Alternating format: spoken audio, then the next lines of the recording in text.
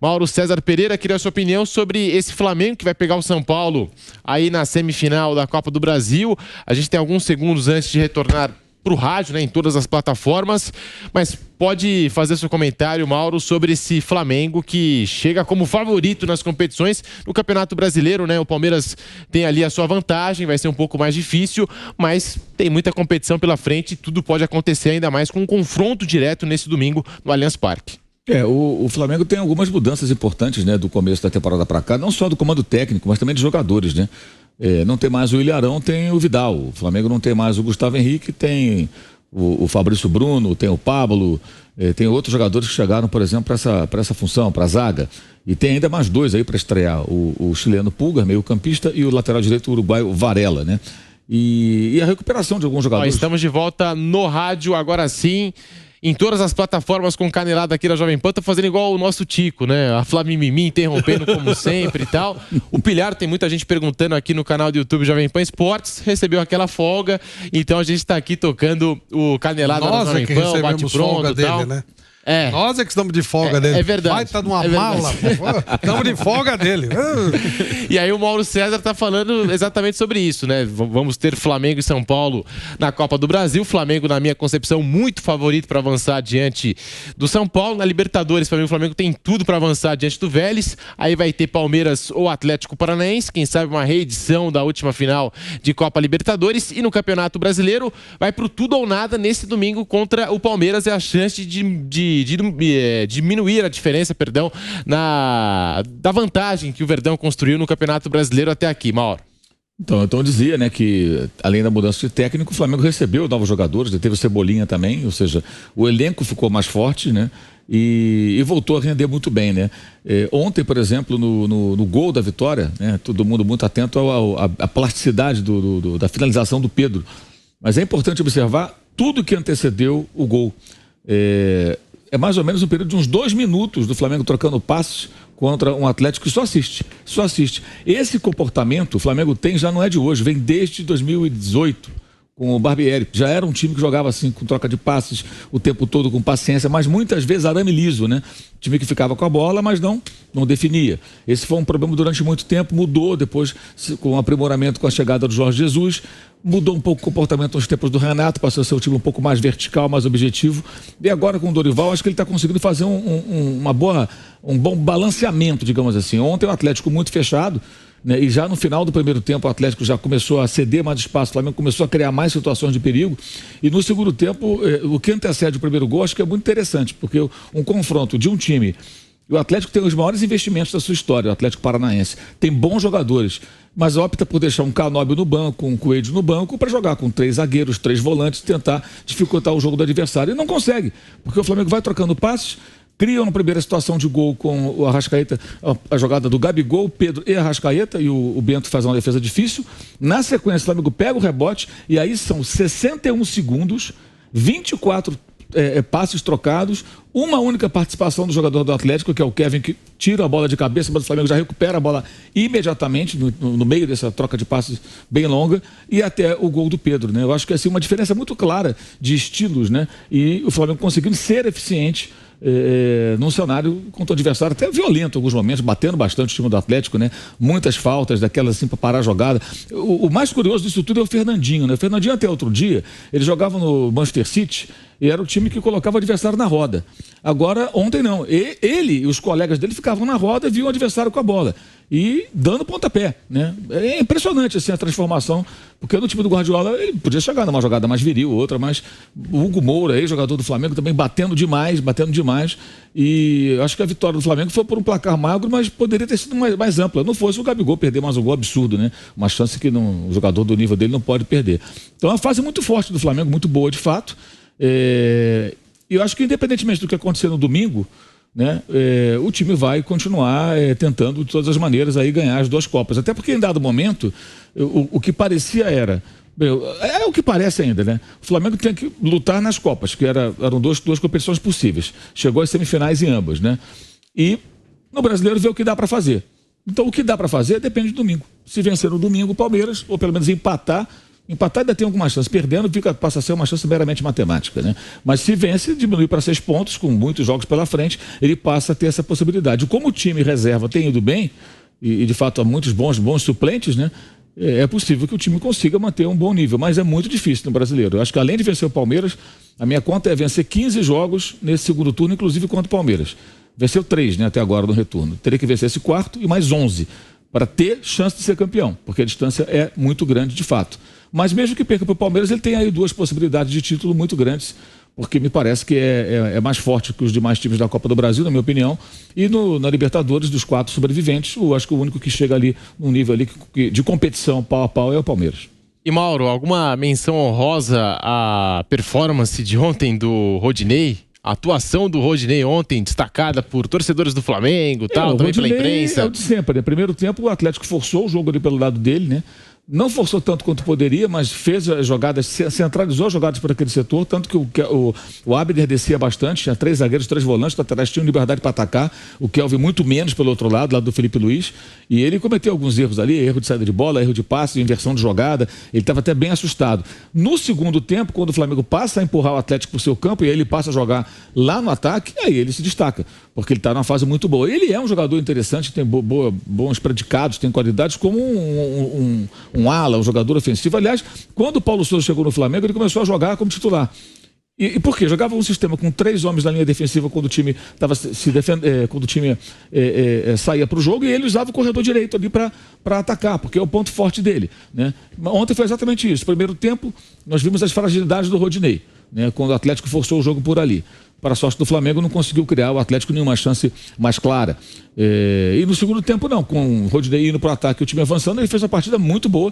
E são as qualidades dele. Eu até digo o seguinte: o Flamengo deveria providenciar um crachá para o Rodinei. Um crachá com a foto dele. Ele gosta de ser chamado de Rodilindo, sabe, Flávio? Ele gosta muito de ser chamado de Rodilindo. Ele fala isso. Então, para deixá-lo mais feliz, coloca lá fotinho dele, o crachá preto e vermelho, escudinho do Flamengo. Rodilindo, função. Ponta direita, e não escala mais na lateral, pelo amor de Deus. Deixa ele jogar só a ala, ponta de... Ataca. Porque na linha defensiva, para formar uma linha de 4 ali, ele é uma temeridade e vai continuar sendo. Porque nessa idade, já está com uns 30 anos, ele não vai aprender a jogar como defensor. Ele erra muito por ali. E ontem o Atlético tentou explorar. Mas o Felipão foi tão conservador e o time dele tão covarde que não forçou nem isso como poderia e deveria. No final do jogo, aí tenta de todas as maneiras, vários atacantes, fica jogando a bola na área, mas também muito desorganizado, quando poderia ter feito mais o Atlético. O Atlético tem jogadores para isso. E quanto ao Palmeiras, tem um detalhe que eu acho que é bem importante, que as pessoas têm que prestar atenção.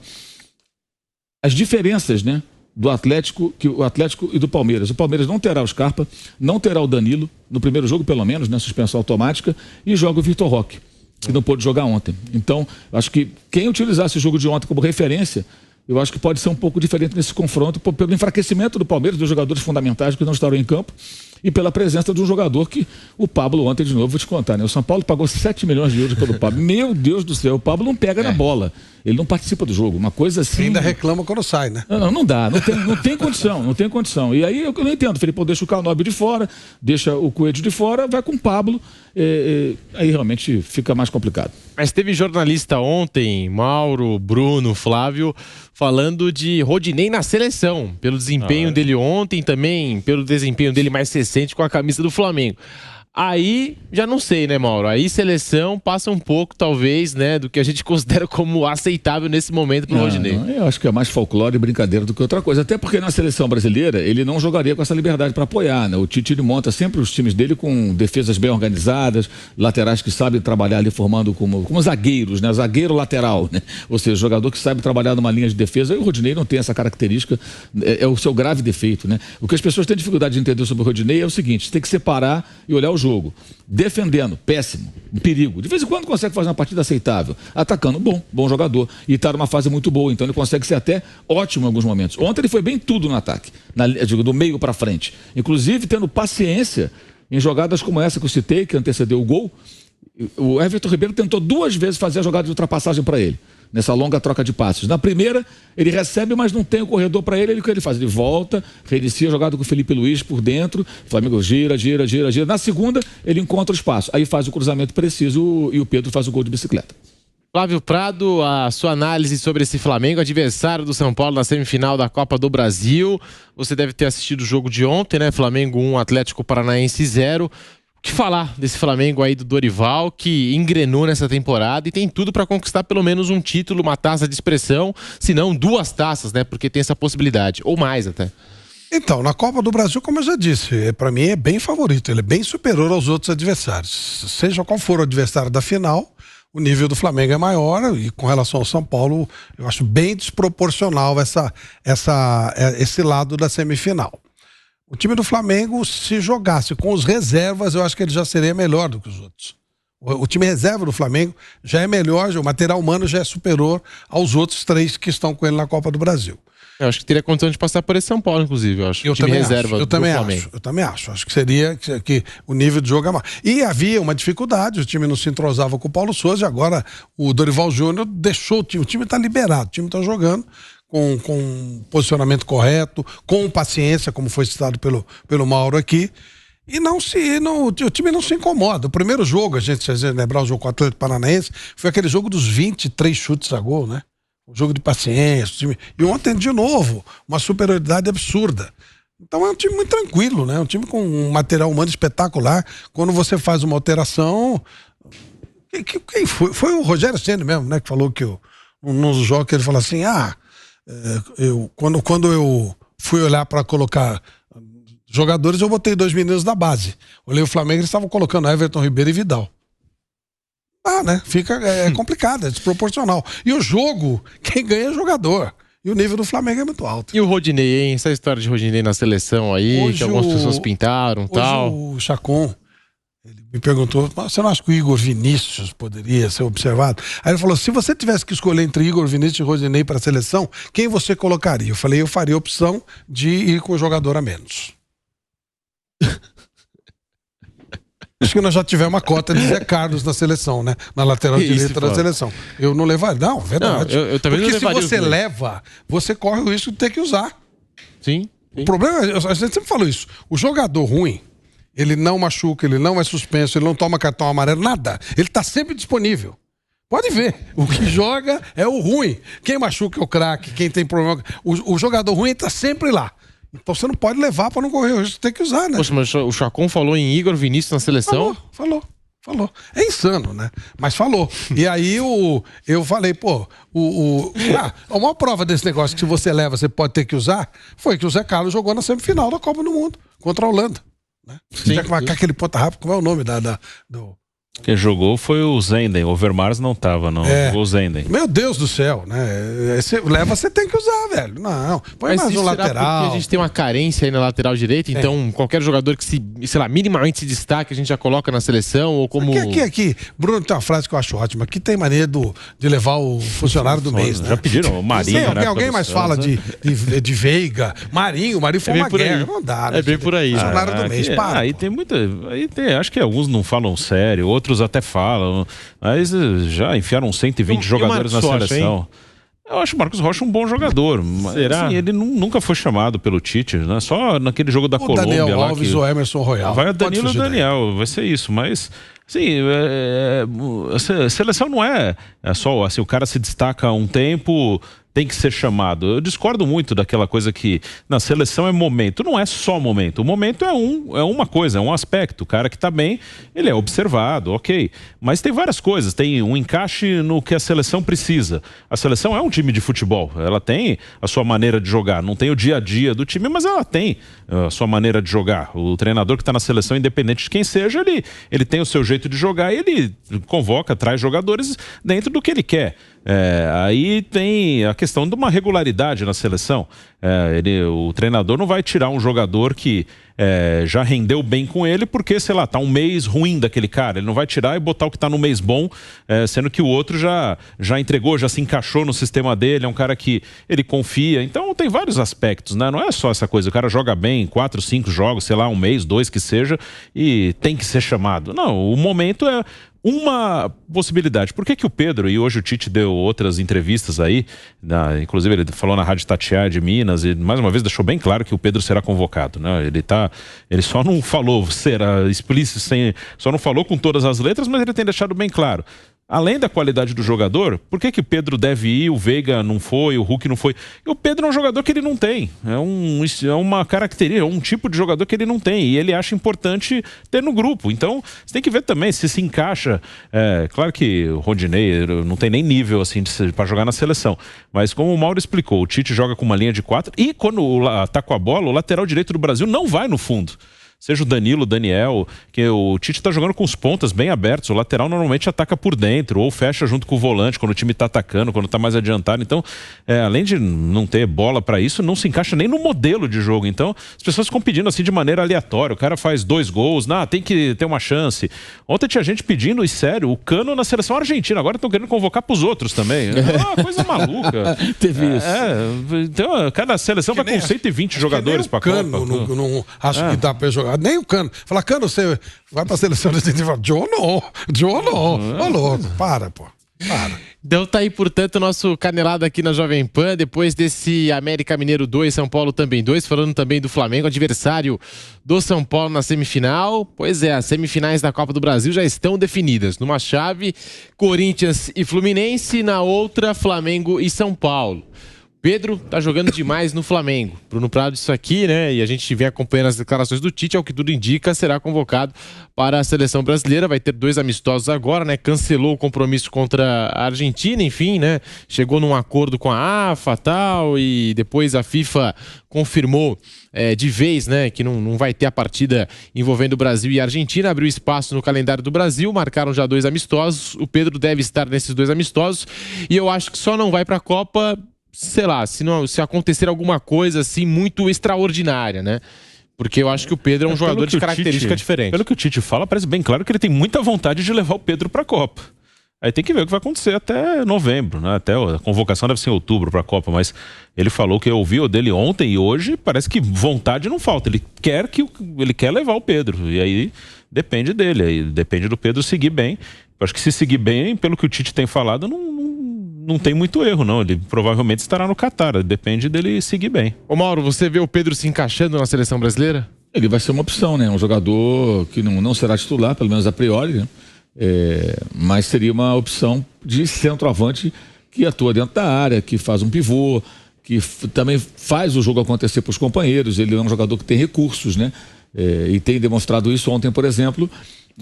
Ele participou da jogada, ele dá o toque pro Arrascaeta finalizar e o Bento faz a defesa cara a cara, né, já dentro da área, que é a finalização que antecede o gol do próprio Pedro.